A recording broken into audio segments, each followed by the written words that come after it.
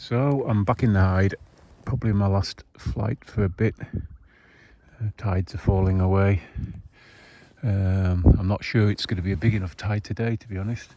What I've done, I've parked half the decoys on the other side of the creek just to try and make sure that they hit some kind of water. I think we're going to be up against it to drag any ducks off the main estuary. It's so nice and so quiet.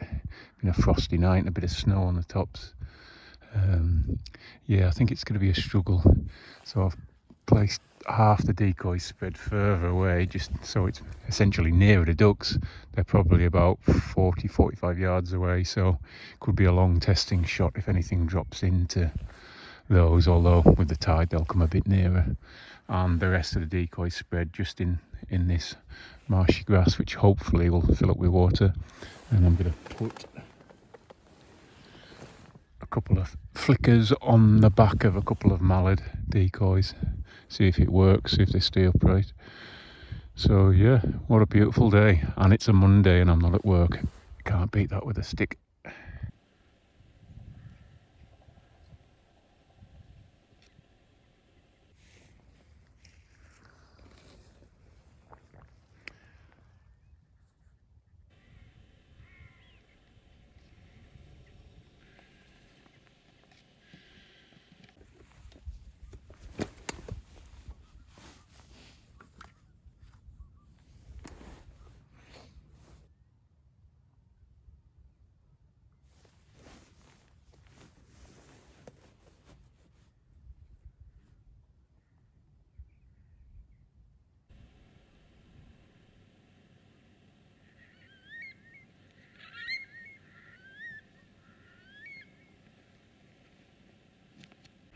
There was a lot of widgeon moving around before the tide even started to push, and I kind of was wondering why, but then it turned out that there was quite a party of canoeists coming up and down the estuary for much of the morning, so it was stirring up the ducks. It is quite frustrating, the amount of hoops that wildfowlers and wildfowling clubs and associations have to go through to minimise, reduce and remove disturbance in their activities, wildfowling, and yet dog walkers and waterborne users and boat users can seemingly have no restrictions on them and can go causing a huge amount of disturbance, but hey ho.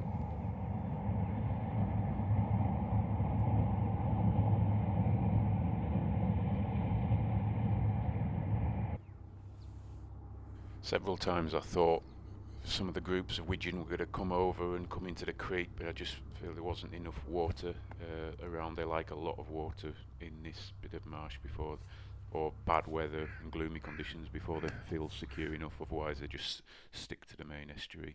But there's several times groups flirted with coming over the hill of gorse bushes and coming in, but they just didn't quite commit.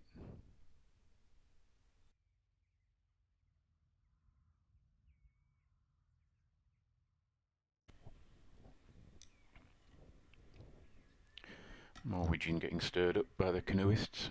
I didn't mean to sound overly harsh on the dog walkers and canoeists and boat users and other amenity users of the estuary and the marsh, etc. It's just that there is that seemingly glaring double standard in how all the hoops that wildfowlers have to jump through to demonstrate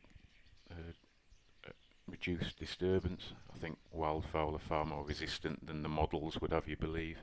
Certainly on this marsh, that a peregrine comes through, it lifts all the widgeon off the marsh, and they lift up and settle down. And it's just very similar in my experience with shooting. It's literally a very short-term disturbance before they're back to their normal routine. But that's just my view.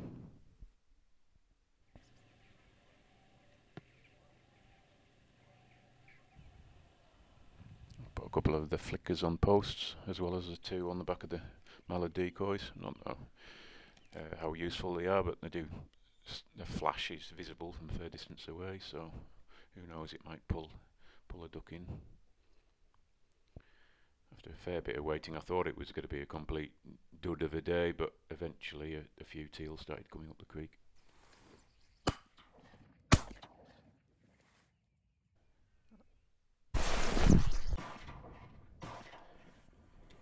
I did partially hit that teal on the second shot, and it planed away and landed on the top of the salt marsh there.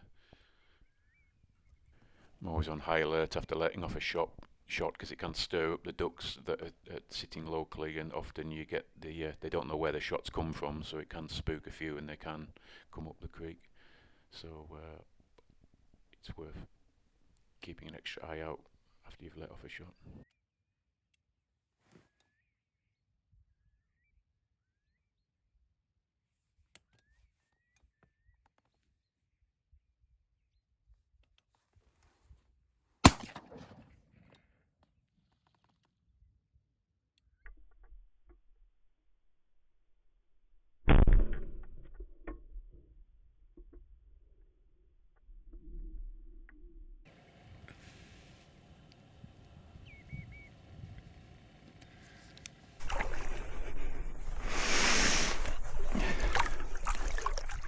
Found an extra use for a hide pole.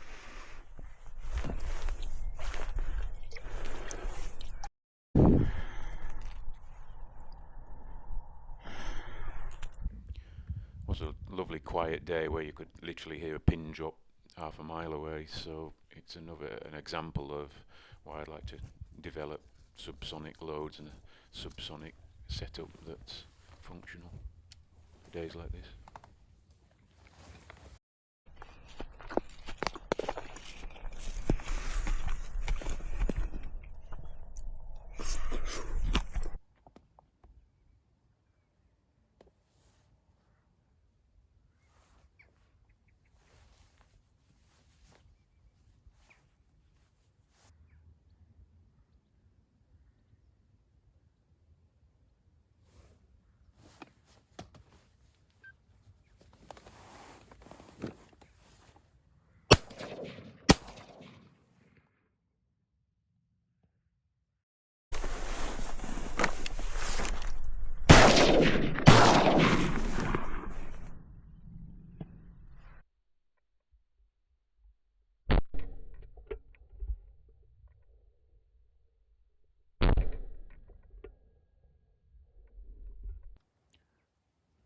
Well, I was just thinking about packing up and starting to get the decoys in, and a single teal came down the channel, and I managed to drop it quite nicely. Second shot, it sounded like it landed on solid ground over by the gorse bushes, so I don't think it's in the creek.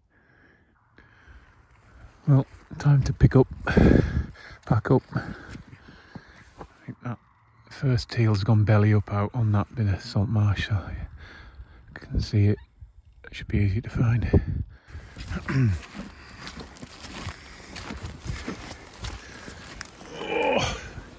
Oh, another lovely drake. Young drake teal, just so going into full adult plumage. Those little buggers going right into my spread, right when the flight's over.